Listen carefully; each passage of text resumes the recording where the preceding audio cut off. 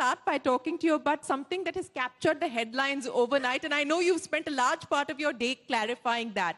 What is the reason behind the charges that you've brought in? I know you've clarified that these charges don't impact you and me, i.e. the consumer. It is at the merchant's end that the charge applies. But explain to me the reason behind this, and I'll also tell you the fear in the mind of the customer, that this is only the start, that this is the start of charges being imposed on consumers for using UPI. The other fear is, look, consumer will have to pay one way or the other. The merchant will, in a way, get the consumer to pay. So I want you to clarify on the rationale behind these charges and whether this could lead to more such kind of charges.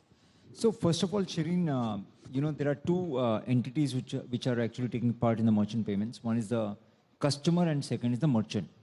And obviously there is a P2M, which is person to merchant and person to person transactions in UPI or any other payment system. So one thing is very clear, that customer never pays for any payment transaction, right? Whether it's a peer-to-peer or peer-to-merchant.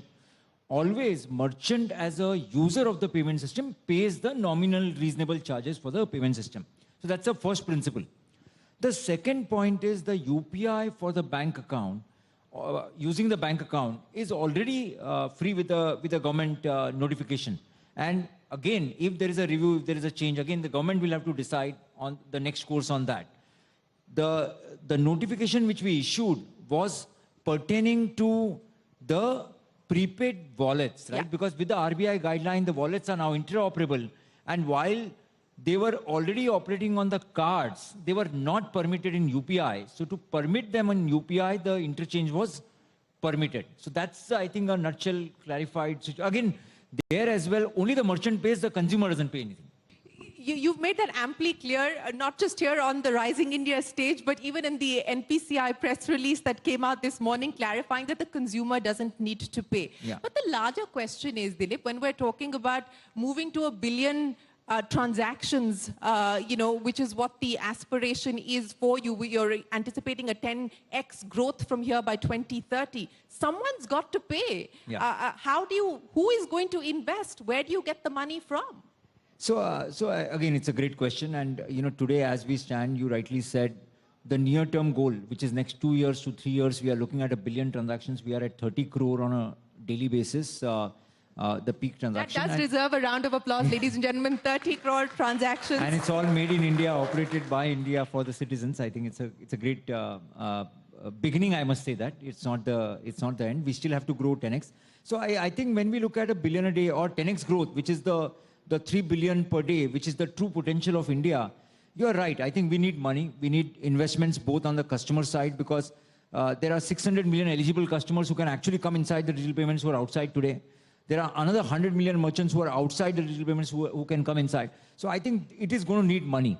As on date, the government is kind of giving the digital payment incentive to the ecosystem, and there is a dialogue with the ecosystem and the government, the stakeholders, that how do we grow UPI to 10x now, and how do we ensure that the awareness, education, the whole consumer and merchant onboarding for the large number takes place.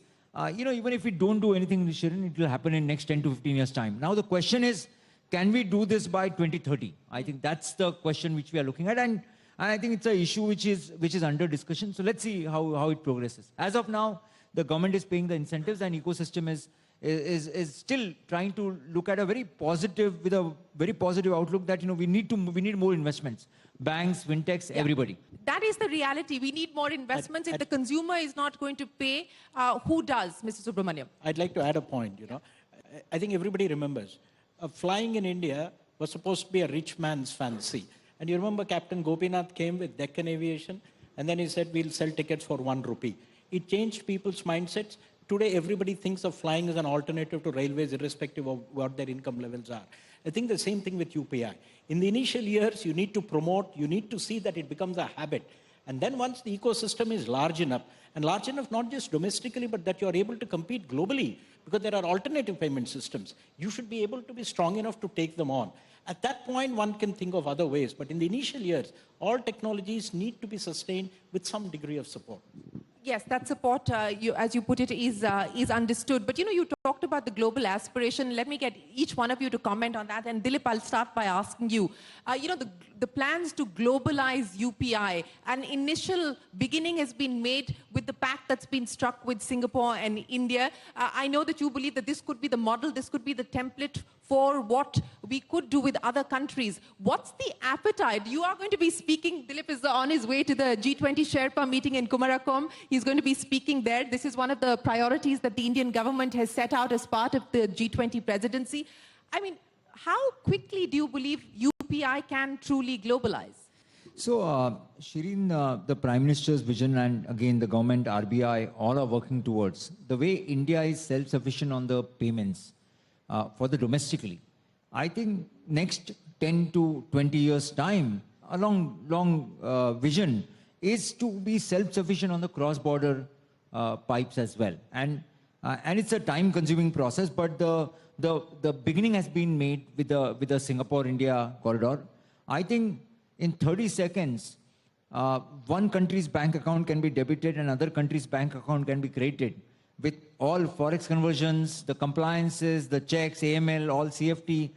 I think the Singapore model has given that confidence to the world in my assessment that in 30 seconds, two bank accounts in two different countries can transact. I think this is just a beginning, and the RBI, the MEA, the government is also helping us to reach out to the other central banks and their agencies to create this cross-border pipes.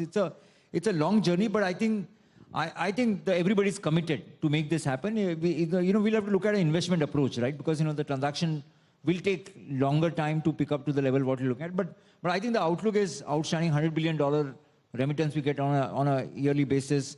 Plus, we have a huge travel now outbound from India. So I think it's a great story. We'll have to keep doing this. So in the next 5 years, what would you believe where could we be as far as globalization is concerned? So I think, it may not be a very wrong to say that, at least a few countries utilizing India's payment stack, right? Prime Minister said that India's public good can be the public good of the world. Similarly, having the cross-border pipes with at least 15 top countries out of 30 to have the self-sufficient cross-border pipes to process remittances and payments. Well, that's a vision we are looking at. Well, it's not going to be an easy road, as you know. Absolutely. But that is the vision, and it's an aspirational vision. Is that Mr.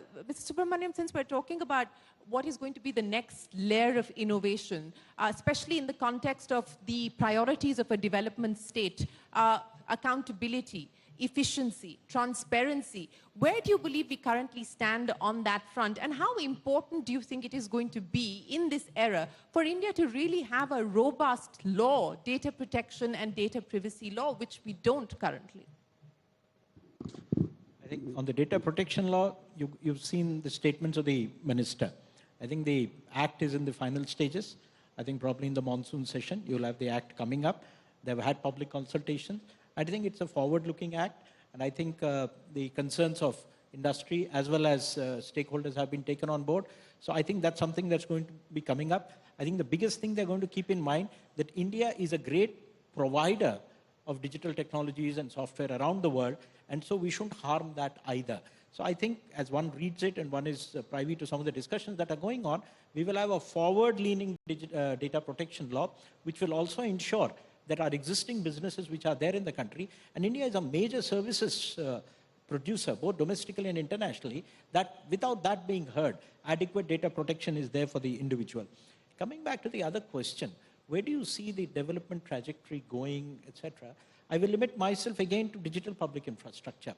I think this is one area where India is actually playing the role of a disruptor globally. And I think that's very important. We could have flown along with the tide and then done what everybody else is doing. I think it's very interesting that India is actually poking its nose, creating waves, breaking up existing patterns, creating new architectures, which is allowing our own firms to piggyback on that public architecture and come up with new solutions, new technologies, new applications. Give me examples of this poking nose disruption that you speak of. It's very clear. I mean, I will begin one by one. Look at Aadhaar, the identity. I mean, the day is not far away when we're going to sell Aadhaar as an identity globally.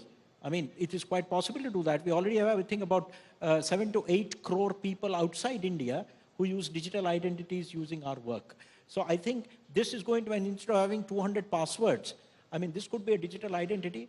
Estonia is probably selling digital identity globally, but they're in a couple of million. Look at our size and scale, and we have proved that it works. Look at what UPI is doing.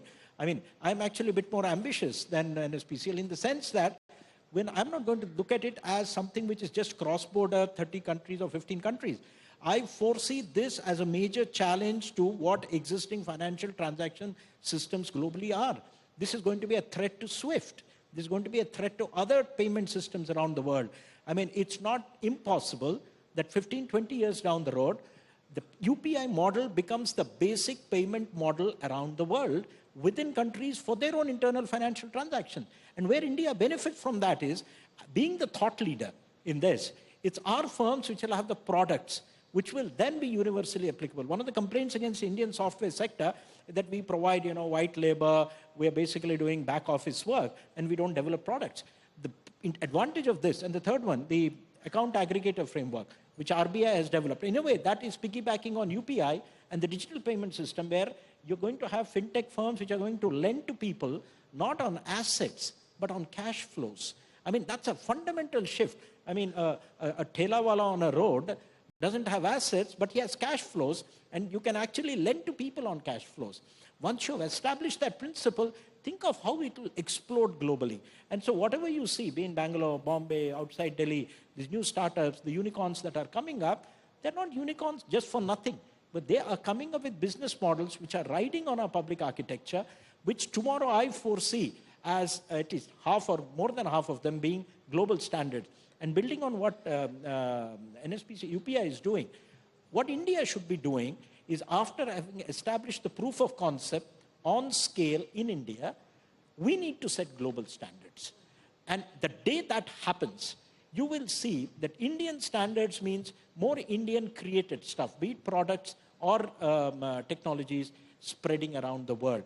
I think that's the game of the future. Are we going to get into standard making? And I think we are on the way, and that's where the G20 will help. Well, gentlemen, it's been an absolute pleasure. Thank you very, very much for joining us here at the Rising India Summit, for giving us a sense of what the government's priorities are when it comes to digital India. Ladies and gentlemen, a big round of applause for Mr. Subrahmanyam as well as Mr. Rajaraman. Thank you very much for your time.